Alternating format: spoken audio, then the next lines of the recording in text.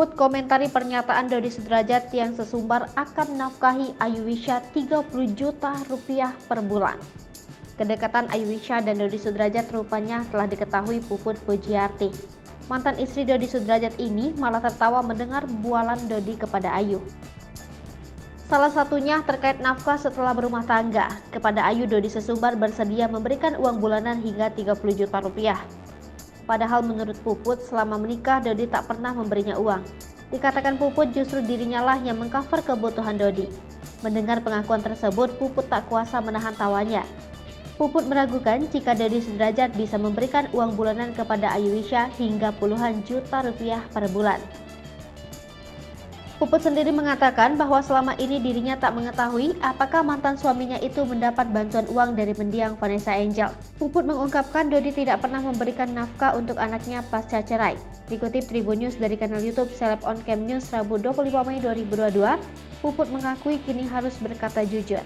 Saat ditemui, Puput mengaku sudah tidak pernah berkomunikasi dengan ayah mendiang Vanessa Angel itu, lantaran kini WhatsApp-nya telah diblokir oleh Dodi.